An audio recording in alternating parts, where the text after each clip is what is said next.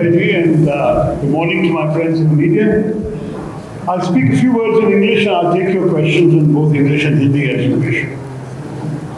I just want to say how very pleased I am as a member of the Congress Working Committee and of the Congress Manifesto Committee to release this document, the Nirogi Anandi Surakshit Pune of Mr. Dhangelkar's dreams in this Mazasha document.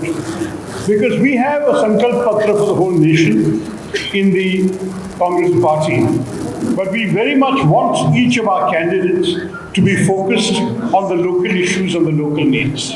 And this Mr. Ravindra Hemraj Dhangelkar has done in such an elaborate document that you can actually understand the depth of his commitment to Pune and his willingness to serve the interests of this city and its residents in all respects. So my congratulations to you, Ravindra. This is a very impressive document, and I hope that the media will look at it very carefully as you report on these last days, one last week of Ravindra Dhangelkar's campaign. Let me say very bluntly, I'm here because we wish to see a change of government in Delhi. This is not just for us an ordinary Lok Sabha election. We believe that in this country, we are in a serious battle for safeguarding India's democracy, India's diversity. It is a struggle for India's soul that we are engaged in. There has been a lot of talk about the idea of India, but let me put it very simply to you. The basic idea of India in our constitution is an idea that as far as the constitution is concerned, it doesn't matter what your caste is, what your religion is, what your language is, which state you're from. Ultimately, if you're a citizen of India, you have the same rights as everybody else. This is fundamentally under threat from the BJP and its approach of Hindi, Hindutva, Hindustan. The second problem we have is with the weaponization of the instruments of the state. There has become an assault on our democracy. All the institutions created by the Constitution to protect and uphold our democracy are under threat. And we have seen this. I think we can go into more detail if you have questions, but we've seen it so much, you don't need me to explain it to you. The weaponization of CBI, ED, IT, NIA, all of these agencies. The hollowing out of the autonomous institutions, which are now autonomous only on paper and not in reality. The undermining of the media, the atmosphere of fear that is pervading our country, where people are even afraid to speak frankly on the phone because they fear the government is listening. This is not the India that our founding fathers in the freedom struggle fought for. The India where Rabindranath Tagore could write would be a country where the mind is without fear and the head is held high. Today, many Indian minds are full of fear, and many are unable to hold their head high in these circumstances. We want to restore that kind of India. An India where all Indians are treated alike with respect. An India where the government doesn't tell you whom to worship, what to wear, what to eat, what to buy, whom to love. An India where people are free, where the press is truly free, and where people can pursue their dreams and can grow without the ever-present fear of an overweening government. तो मैं यहाँ आपसे सिर्फ ये कहना आया हूँ कि हम चाहते हैं कि सरकार को बदलने दें, कि जिस किस्म के हमारे लोकतंत्र में अभी सही बात कहूँ तो लोकतंत्र खतरे में ही है। कुछ सालों से हम देख रहे हैं कि हमारे देश में जो भी ये सरकार कर सके उनके सारे साधनों को दुरुपयोग करके, जैसे कि CBI, ED, NIA, IT, और ऐसे जो हमारे संविधान में लिखे हैं, जो हमारे डेमोक्रेसी, हमारे लोकतंत्र को बचाने के लिए जो भी सेफगार्ड रहे, ये सब एक एक करके भाजपा इसको बदल रहे हैं। अगर तीसरी मौका उनको मिले, मैं कहूँगा कि हमारे लोकतंत्र का भविष्य के बारे में कोई गारंटी नहीं है। और आपको पता है कि जब मोदी की गारंटी होती है तो वो गारंटी जनता के लिए नहीं होती है, अपने आप के लिए और अपने पार्टी के लिए होती है। तो मैं आपसे सिर्फ ये भी कहूँगा कि भारत का भविष्य था, सारी जाति, सारे धर्म, मजहब, सारी भाषा, सारे राज्यों के जन इस देश में भारतीय नागरिक के रूप में सब समान हो, सब एक हो, इस किस्म का भारत भी खतरे में है।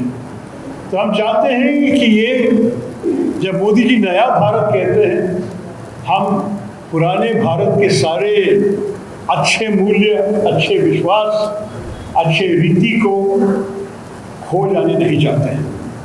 इसलिए मैं हूँ आपके साथ और यहाँ रविंद्र जी के लिए बोल रहा हूँ और हमारे कांग्रेस पार्टी के सारे उम्मीदवारों और इंडिया अलायंस के सारे उम्मीदवारों के लिए मैं कहूँगा कि हमारे लोकतंत्र को बचाने के लिए इंडिया अलायंस को जिताइए। महाराष्ट्र में मैं जो कुछ देख रहा हूँ और सुन रहा हूँ, मेरा आत्मविश्वास बढ़ गया है कि यहाँ लग रहा है कि जनता हमारे संदेश सुन रहे हैं और हमारे तरफ आ रहे हैं। तो मैं ये पुणे छोड़ने के पहले आप लोग से मिलके मैं ये भी मांग रहा हूँ कि हमारे संदेश के माध्यमों के माध्यम से जनता के पास पहुँचे। Thank you very much once again for coming and attending this press conference. Good numbers. I'll be happy to take your questions in English or Hindi or Malayalam. आज सुबह मैं तो पुणे के मलयाली एसोसिएशन के सारे अंग से मिले, सारे अंग नहीं लेकिन सारे जो ऑफिस बेरर्स हैं उनसे मिले और काफ़ी इम्प्रेसिव हूँ। 1,70,000 लोग हैं इस एरिया में, पुणे और पिंपरी चिंचवाड़ में, जो मेरे राज्य केरला से हैं।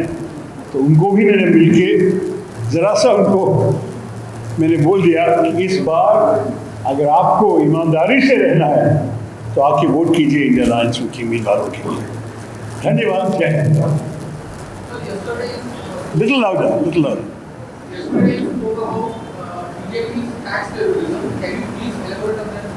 Well, we are seeing this all the time, my dear friends. When I don't want to name names because you know how it is, but I'll give you examples which are all true. When certain stories are published in the media or carried on television, there are calls that go to the owners about their other businesses. And very quickly, these editors or journalists are either brought to heel or dismissed. In some cases, when contributions have been made by some businesses to opposition parties, which is a normal democratic process in our country, tax raids are followed on their businesses. One example which is publicly known, so I can mention it, is when Dainik Bhaskar wrote that piece about the bodies being floated down the Ganga during the second wave of COVID. Every Dainik Bhaskar office in the country was raided day after day for weeks to teach them a lesson. This is not democracy, my friend. This is a weaponization. Then you ask the business community what happens in terms of tax terrorism. Many, many businessmen have told me that the demands of the government have become completely unreasonable, that they set targets for the tax authorities, and even if there is nothing seriously wrong, people will come and raid the books and tie up the business and paralyze the business for days in order to find something to meet their targets. We have now had a record in the last 5 years of Indian businessmen relocating to Dubai and Singapore. Even if the bulk of their market is in India, they are putting their registered office in the headquarters abroad. Because, why? You ask them, they tell you because of tax terrorism under the BJP. This has to stop. And ordinary law-abiding citizens should not be terrorized when the rich billionaires who are working for the BJP hardly pay any tax.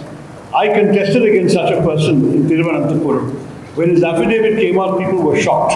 Because there are videos on YouTube of the gentleman living in a 49,000 square foot mansion, owning a fleet of 24 cars, luxury motorcycles, private jets. Hello Anandji, welcome. Good to see you. Great to see you.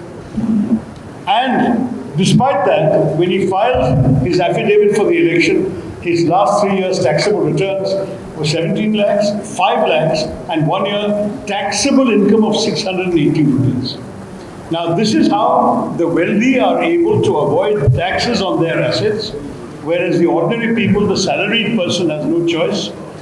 Whatever we are paid officially and legally, we pay tax on it. And for us, for the Aam Aadmi, for the middle class, if we didn't do so, we would be victims of tax terrorism. But the rich not only get away with all of this, but they are deshbhaks. We are the anti-nationals. I think it's time that we realize that you cannot misuse the tax system to serve your narrow political ends and protect only your cronies and your people. So, little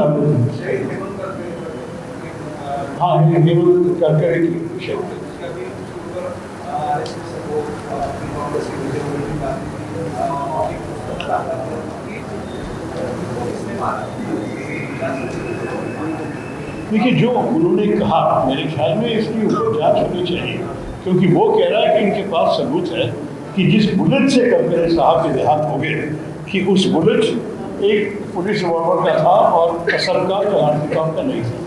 अगर ऐसे सबूत है और साबित कर जाए तो ऐसी बहुत गंभीर विषय है।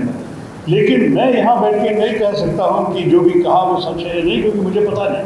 लेकिन जो उन्होंने कहा ये गंभीर विषय है और जांच होनी चाहिए, लोग देखना चाहिए कि कौन से बुलेट से ये हो गया, क्या हो गया। क्योंकि हमारे एक मशहूर ऑफिसर बहुत अच्छे रेपुटेड में उनसे मिला था और उनके देहांत के बाद में जाके उनका विधा से मिला। बहुत दुखित बात। मैं करकरे साहब और उनके परिवार को बहुत बहुत इज्जत करता हूँ। तो अगर ऐसे कुछ हुआ है हमारे एक देशभक्त पुलिस ऑफिसर को, तो जानना चाहिए असलियत क्या है। So are you saying that this has to be probed? I'm sorry? जानना चाहिए, are you saying that this has to be investigated?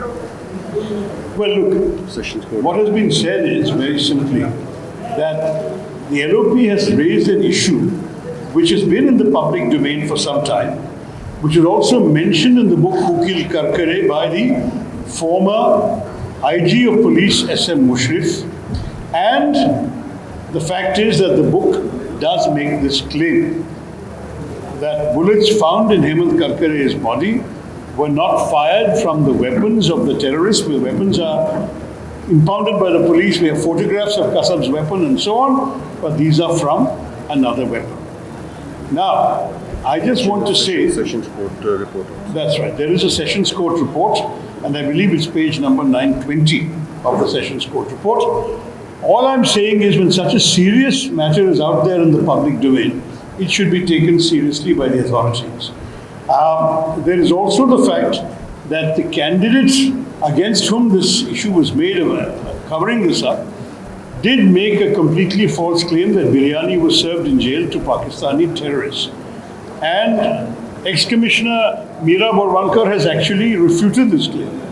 So the fact is that demonizing the UPA government in this way, by accusing the UPA government, which arrested the terrorist, tried him, got all his evidence recorded, and then gave him the final punishment of a death sentence and a hanging. Such a UPA government has been unfairly attacked. That, I must suggest, it is something that we should investigate, whether the reward for the BJP candidate has been for his role in propagating such myths as the biryani in jail myth, which came from him, as well as what the LOP is alleging.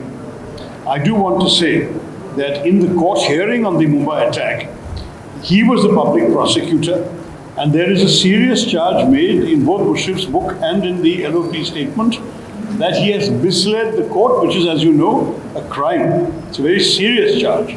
And therefore, from our point of view, we feel that it should be thoroughly inquired into.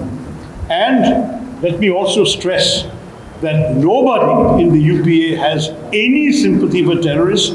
Nobody is trying in any way to resolve, reduce, dilute the guilt and responsibility of Ajmal Kasab and his fellow terrorists.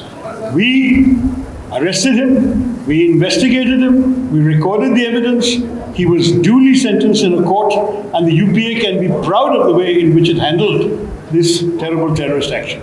So let it not be distorted by the BJP that this statement is in any way an exoneration of Kasab. He killed large numbers of people, no doubt about that.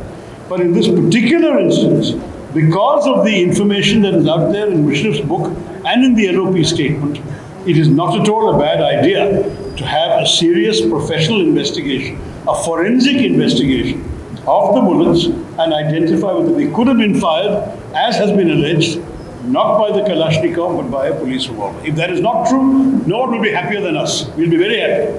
But if it is true, then this issue has to be understood by the public. So Maharashtra, there is a reference to the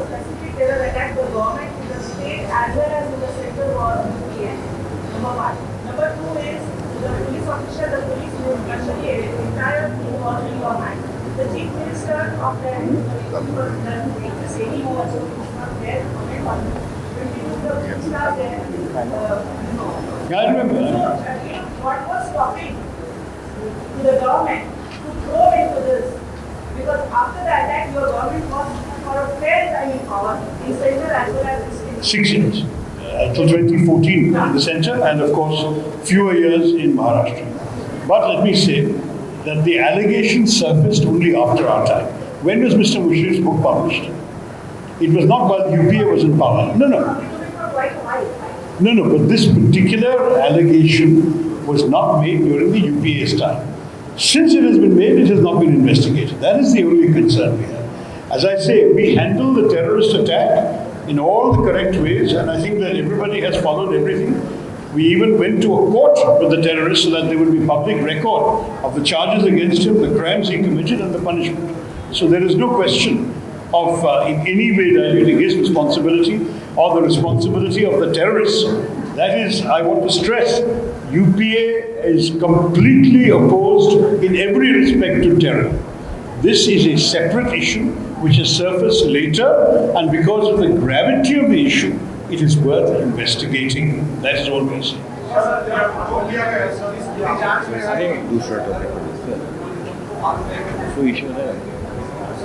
आपको सुनना ज़रा सा मुश्किल है भाई, ज़रा सा बोलो।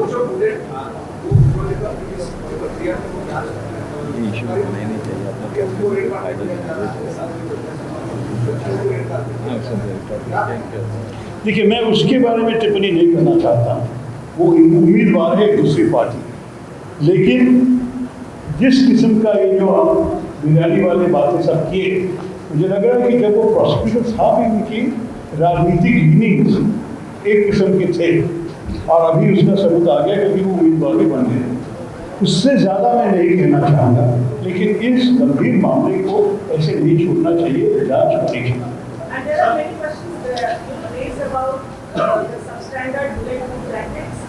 Yes, yes, I agree. Correct. All those allegations surfaced during that time. This is a new one. That's the real. Yes, sir.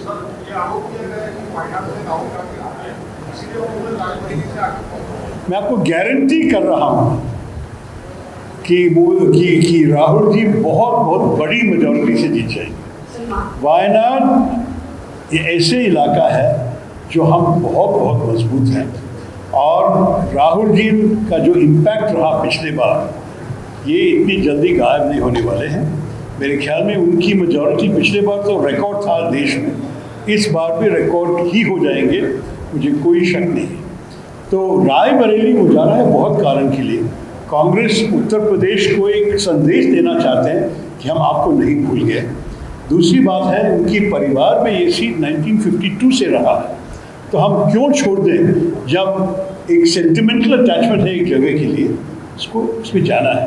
और तीसरी बात यह है कि जब सोनिया जी जो वहाँ के प्रतिनिधि थी, वो वहाँ से निकल के राज्यसभा चली गई, तो हमारी एक जिम्मेदारी थी कि रायबरेली की जनता को ऐसे छोड़े मत, कोई ना कोई, और आइडियली परिवार से कोई इस जिम्मेदारी ले ले। और राहुल जी खुद आके और हमारी पार्टी बहुत खुशी से उनको नॉमिनेट किया। तो वायनाड से कोई लेना देना नहीं। महाराष्ट्र में इस तरह की राजनीति हुई, पहले सेना को तोड़ दिया, फिर राष्ट्रवादी के साथ सब हुआ, शरद पवार के साथ, तो इस सब का 48 जो सीट से महाराष्ट्र में उसको कुछ असर पड़ेगा ऐसा लगता है आपको? देखिए, हम जो सुन रहे हैं महाराष्ट्र में 1-2 सीटें अच्छी मेजॉरिटी से जीतने वाले हैं हमारी गठबंधन, क्योंकि हमारे 3 पार्टियां जो हैं एक साथ जिस किस्म के अन्याय हमारे खिलाफ करने की कोशिश की है, आपको पता है शरद पवार साहब जो इतने साल देश की सेवा की है, उनकी पार्टी को तोड़ दिया, उनके खुद भतीजे को ले गए। दूसरे साइड पे ठाकरे साहब जो उनके पिताजी की लेगेसी का, विरासत का बेटा है, मैं उसका भी पार्टी को तोड़ दिया। तो मेरे ख्याल में जनता की सिंपैथी इन दोनों पार्टी के साथ है, और ना दूसरे पार्टियों के साथ जो छोड़ के चले गए कुछ मंत्री स्थान मिलने के लिए या कुछ बेनिफिट्स मिलने के लिए। तो हम सोच रहे हैं कि कांग्रेस पार्टी, हम भी बहुत अकोमोडेशन दे दी दोनों को, क्योंकि हम चाहते थे इस बार हमारे जो एकता है महाराष्ट्र में, इसको किसी को तोड़ना नहीं चाहिए और हम बहुत बहुत ऑप्टिमिज्म से आगे जा रहे हैं। मैंने देखा कि एनसीपी का अनिल देशमुख साहब आए हैं यहाँ, वो भी उनके प्रेजेंस हमारे एक संदेश है कि हम सब लोग एक साथ हैं। आप बाहर तो देखिए सारे कटआउट्स जो खड़े हैं कांग्रेस भवन के एंट्री में, हम देखते हैं कि हम सब एक साथ हैं और हमें अच्छी तरह की मेजॉरिटी मिलेंगे। कोई शक नहीं कि महाराष्ट्र में हमारे आंकड़े पिछले बार से बहुत बहुत बहुत बेहतर होंगे। राम मंदिर के ऊपर, लेकिन चुनाव के दो टप्पे होने के बाद अभी उनका वो मुद्दा चल नहीं रहा है, ऐसा लोगों के बीच में है। इसकी वजह से एक दूसरे के ऊपर आरोप करना, जो लोकल मुसलमान समुदाय के खिलाफ क्या क्या प्रधानमंत्री ने कहा, मुझे आश्चर्य है कि एक प्रधानमंत्री के मुंह से इस किस्म के शब्द निकले। बहुत बहुत मुश्किल है सब। 400 बार तो वैसे भी एक जुमला था, उसी बार बोल रहे थे वो लोग के मन को बिगड़ने के लिए। 300 भी नहीं पार करेंगे वो तो श्योर। पिछले बार उनको 303 मिले थे ना, इस बार बहुत सारे सीट्स, पहले 2 चरण में ही बहुत सारे सीट्स खो गए उनके, और अभी तीसरे चरण में मेरे ख्याल में ये जो माहौल शुरू हो रहा है उसको कन्फर्मेशन मिल जाएंगे 7 मई को। आपको पता है कि इसी के नियम के अनुसार कोई एग्जिट पोल तो नहीं निकलेगा 1 जून तक, लेकिन बातचीत तो लोग करते ही हैं। और हमने देखा पहले 2 चरण में कि हमारे उम्मीदवारों के लिए अच्छी तरह लोग निकले और खुशी से बताए कि हम आपके लिए वोट दिए हैं। और भाजपा के जो स्ट्रॉन्ग होल्ड्स थे, मैं कह रहा हूँ सिर्फ दक्षिण भारत में नहीं, हिंदी बोलने वाले राज्यों के जो जिले में वोट्स हुए हैं, वहाँ बीजेपी के स्ट्रॉन्ग होल्ड में वोटर टर्नआउट कम हो गया है। मतलब उनके जो वोटर्स जो पिछले बार बहुत अच्छी तरह की मेजॉरिटी दे दी उनके लिए, उनके मन में ज़्यादा आवेश नहीं है भाजपा के संदेश के लिए। राम मंदिर तो सब लोग जानते हैं कुछ सालों से कि बनने वाला है। मोदी जी ने आके वहाँ जाके उद्घाटन भी किया, उसके बाद प्राण प्रतिष्ठा किया, उसके बाद 2 महीने 3 महीने हो गए तो लोग कह रहे हैं कि आज क्या करेंगे आप हमारे लिए। मंदिर तो बना दिया, ठीक है, हम प्रार्थना करेंगे, लेकिन जीने का क्या तरीका है? क्या रोजगार बनाएंगे आप तो 2 करोड़ रोजगार बनाने वाले थे, कहाँ आ गया रोजगार? क्या आपने कहा किसान हो तो किसान की तनख्वाह बढ़ाएंगे, कहाँ आ गए किसान की तनख्वाह बढ़ाएंगे? Farmers income will be double, उसने कहा, कहाँ डबल हो गया? 10% भी नहीं बढ़ा। फिर उसने कहा कि सारे भारतवासियों के बैंक अकाउंट में 15 लाख लेके आएंगे काला धन स्विट्जरलैंड से। अब किसी को ये 15 लाख मिला है? अगर मिले तो ज़रा बताइए, क्योंकि ये तो बहुत अच्छा हेडलाइन खबर होगा देश में कि किसी को मिला है। तो ये सब जुमला कह के मेक इन इंडिया कहा 10 साल से, और हमारी manufacturing as a percentage of GDP नीचे गए हैं फ्रॉम 13% to 10%। क्या हाल है हमारे देश की अर्थव्यवस्था? तो ये सारे विषय में कुछ नहीं बोल सकी। पिछले बार तो पुलवामा बालाकोट कह के 56 इंच की छाती बोल के जीत गया था नेशनल सिक्योरिटी के ऊपर। लेकिन क्या नेशनल सिक्योरिटी दिखाए हैं जब चीन हमारे सीमे पे बैठे हैं? हमारे जो 65 पेट्रोलिंग पॉइंट्स में दोनों आर्मी जाते थे, इंडियन आर्मी और चाइनीज आर्मी, ये दोनों आर्मी में जा रहे थे। आजकल 26 पॉइंट में सिर्फ चीन आर्मी बैठे हुए हैं और हमारे आर्मी नहीं जा सकेंगे, तो नेशनल सिक्योरिटी भी नहीं बोल पाएगा। तो अंत में उसको क्या बाकी है? हिंदुत्व, हिंदू हृदय सम्राट, और लोगों के मन में डरा देना मुसलमानों के बारे में। कांग्रेस पार्टी आएंगे, आपका सब कुछ छीन के मुसलमानों को दे देंगे। ये किस किस्म की बात है? यही प्रधानमंत्री ने कहा कि 7 साल से कांग्रेस इस देश को चलाया। इस 7 साल में कोई भी देखा किसी के घर आके उनकी चीज़ें छीन ली? उसने कहा कि 2 भैंस है तो एक कांग्रेस पार्टी ले लेगा मुसलमान को देने के लिए। भाई मैं कह रहा हूँ कि अगर 60 साल में हमने किसी का भैंस नहीं छीन लिया तो अभी आने वाले टाइम में भैंस की क्या लालच है हमारे? मैं आपसे कह रहा हूँ कि ये सब फ्रैंकली अंग्रेजी में कहूँ तो रिडिकुलस बातें हैं। और मैं प्रधानमंत्री से कहता हूँ, देखिए, जब हम आज के याथार्थ के बारे में पूछ रहे हैं, प्लीज़ आप औरंगजेब की 350 साल पहले की बात मत कीजिएगा, या आप गोल्ड कोस्ट को बदल के 2047 में हमारे अमृतकाल के बारे में बहुत भूलेगा।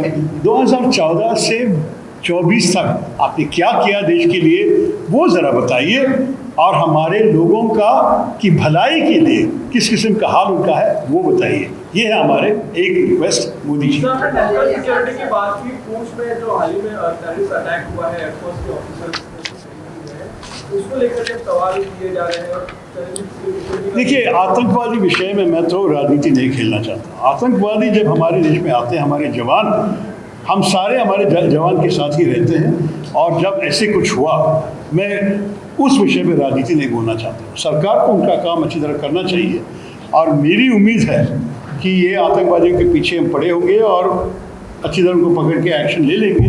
लेकिन ये उम्मीद है, भारतीय नागरिक और देशभक्त के रूप में मैं कहूँगा कि जब भी कोई आतंकवादी हमारे जवान के खिलाफ इस किस्म के एक्शन लेते हैं, तो मेरे मन में कोई शक नहीं है कि हम सारे एक साथ रहना चाहिए, और कांग्रेस भी जवानों के साथ है।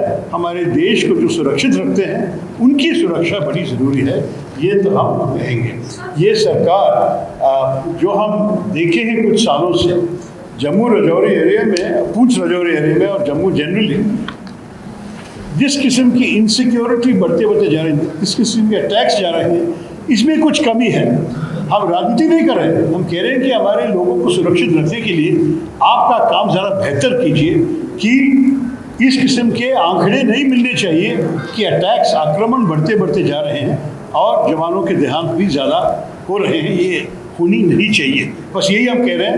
मैं कल देखना नहीं चाहता कि मैं राजनीति किया, मैं सिर्फ कह रहा हूँ कि सरकार की कमजोरियां भी है इसमें, लेकिन हम लोग सब खड़े हैं जवानों के साथ। मोदी क्या बोलते रहते हैं सर?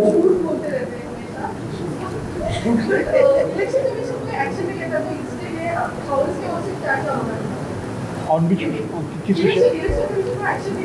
देखिए, इलेक्शन कमीशन को सारे आरोप हम देते ही रहते हैं। जब मोदी जी ऐसी चीज़ें कहा तो बहुत लोग आरोप दे रहे हैं, क्योंकि पूरा देश में सुनाई दिया इस किस्म की बातें। लेकिन हमने तो कुछ देखा नहीं इलेक्शन कमीशन से, और बिना नाम का एक चिट्ठी उन्होंने भेजा है भाजपा का अध्यक्ष कि आपके उम्मीदवारों से कहिए कि ज़रा सा लैंग्वेज को मॉडरेट करें। लेकिन मोदी जी क्या कहा, और उनके नाम पे देखो आप 2 हफ्ते के लिए कैंपेनिंग मत करो, ऐसे कोई सजा तो मैं नहीं देख रहा।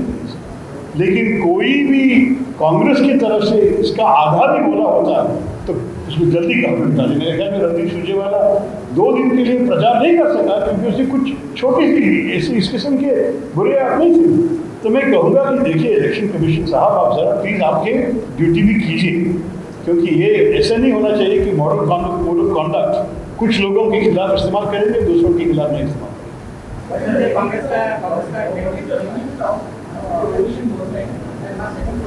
What is the meaning of coalition government? Benefits of coalition. What is your remarks on reform bond, and why this case can want the election? What is not an election? I'm not hearing you very well. What is not an election? Electoral bonds is an election issue. Okay, let me address them both. First of all, the benefits of a coalition government are that in our recent history, coalition governments have actually done better than single-party governments in managing economic growth. If you look at any coalition government, the UF government in the mid-90s, the Vajpayee government in the late 90s, beginning of the century, and the Manmohan Singh government, cumulatively, these coalition governments have delivered far better economic growth in India than the single-party government of the BJP. At every level, the figures are available, you can check. I assure you that our performance in coalition governments has been sufficiently good, and part of the reason is, in a coalition you cannot be dictatorial. You have to take everyone's point of view into account. You have to understand the interests of every community, every party, and make sure that everyone is satisfied, and then you go ahead with the result that you get very good results. And the country has prospered under coalition government. So the India Alliance government that is coming after the 4th of June, we are very sure, be a very successful government.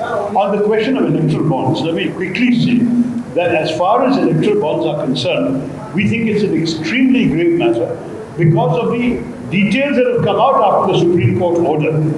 First of all, you are seeing there are companies being raided, and within a few days they are buying election bonds.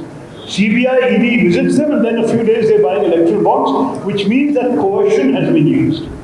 In some cases, we are finding companies buying election bonds, and within a few days they're buying electoral bonds, they're getting major national contracts. That is called bribery. Both are forms of legalized corruption and loot, which they thought they could get away with because it was secret and no one would know. The moment the Supreme Court destroyed that secrecy, their naked misbehavior is there for all to see. And certainly we are pointing out how corrupt this government is. It's a government that began by saying, ना खाऊंगा ना खाने दूंगा, और ये खिलाए, खाया और खिलाया, यही यादाश्त है। आप तुम दोबारा पूछेंगे। कांग्रेस का जो बिल कुछ आया था, कांग्रेस क्या किया था? कांग्रेस का जो बिल कुछ आया था, जो न्याय पत्र हाँ, मैनिफेस्टो जी। आया था, तो उन्हीं लोगों को आरोप किया था कि इसमें मुस्लिम केस। आप पढ़ चुके हैं? बट उन्होंने कहा कि कांग्रेस कार्बन नस्ल घुस चुके हैं, जो कि इसमें दिखाई देता है। देखिए, पहली बात यह है कि ये शब्द मुस्लिम या मुसलमान या इस्लाम हमारे मैनिफेस्टो में कहीं नहीं है। मैं मैनिफेस्टो कमेटी का आदमी हूँ, मुझे पता है क्या है उसके अंदर, ये शब्द भी नहीं है। नंबर 2, जब मोदी जी कह रहे हैं कि हम ये सारे डिस्ट्रीब्यूशन वगैरह करेंगे, तो word redistribution is also not there in the manifesto. तो जो मैनिफेस्टो में है, ये हमारे संकल्प है, ये हमारे मैनिफेस्टो है, इसको देख के आप जो भी टिप्पणी चाहिए करिए। लेकिन आपका मन में कोई और मैनिफेस्टो बना के आप उसको आप अटैक कर रहे हैं, इसमें कोई लॉजिक नहीं है, क्योंकि you can not attack the Congress for what the Congress has never said, right? वो तो पहली बात है। दूसरी बात, आप क्या अर्बन नक्सल। देखिए, मैं कहूँगा कि जब चिदम्बरम साहब होम मिनिस्टर था, नक्सल से पूछिए कि क्या नक्सल में कोई सिंपथीज थे। वो था हमारे मैनिफेस्टो कमेटी के चेयरमैन। और मैं जो मेरी पूरी राजनीतिक करियर 15 साल कम्युनिस्ट के खिलाफ लड़ा हूँ, अब मुझसे पूछिए कि क्या मैं अर्बन नक्सल हूँ या रूरल नक्सल हूँ या किसी किस्म का एक नक्सल हूँ। प्रधानमंत्री किस बुनियाद से ये सब बोलते हैं मुझे मालूम नहीं है।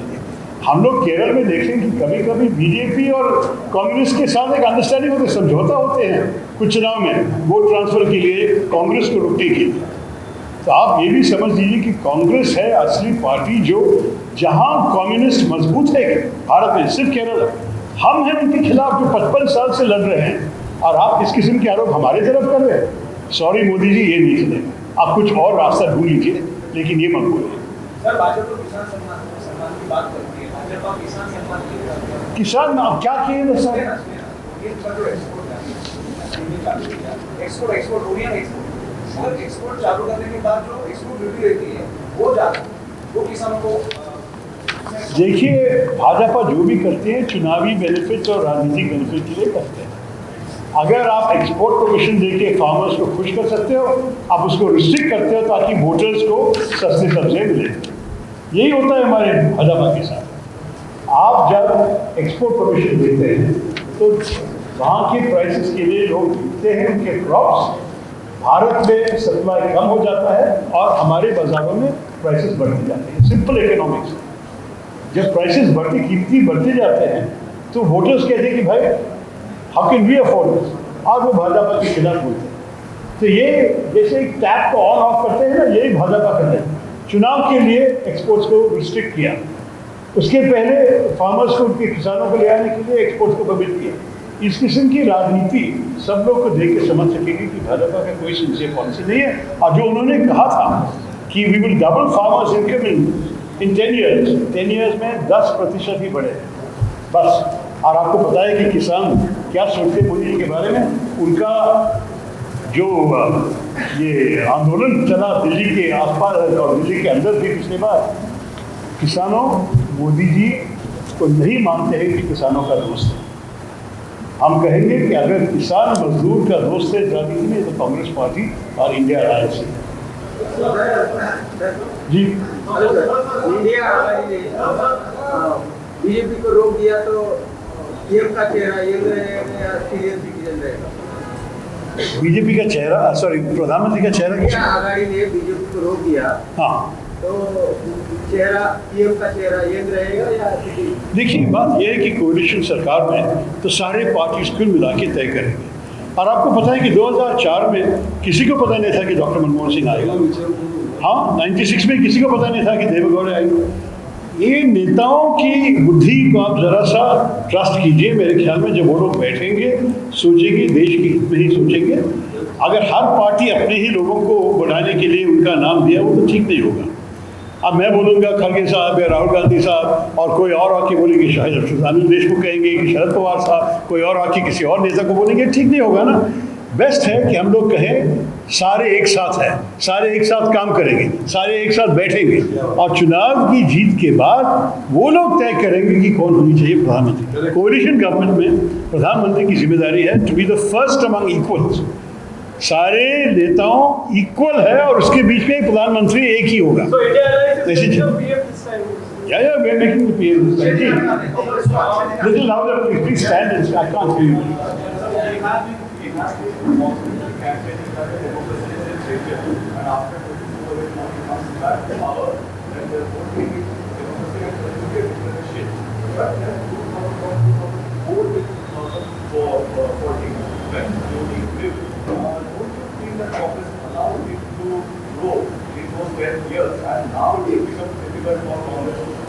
Look, we respect democracy, and if democracy has delivered him a majority, he has the right to use that majority. But the way in which he's used the majority has raised very serious questions. One of our concerns is, for example, there is the prestigious VDEM Institute in Stockholm, Varieties of Democracy, highly respected around the world. They have downgraded India from a democracy to an electoral autocracy. So we elect the leader, but the leader then functions like an autocrat, which means, polite way of saying, like a dictator. That is the problem we face. We will have a chance through the elections to stop this dictatorship or this autocracy from growing any further. If we fail, that is, if the people of India want this kind of rule, then we are certainly facing a very serious danger for our democracy, including, as Rahul Gandhi has repeatedly said, including for the constitution that Dr. Ambedkar gave us. We are looking at very serious risk of already the spirit of the constitution is being violated without changing the letter of the constitution. Many will tell you, without declaring an emergency, Mr. Modi is ruling the country like an emergency rule. Tomorrow what may happen, we don't know. Each time after election win, they come up with all sorts of shocking developments, and we should be braced for the worst if that happens. But I do believe we can win, and I ask the voters of this country to have faith that our democracy will be saved, our essential character of India will be saved if you vote for the India Alliance. Please vote for us. Jai Hind.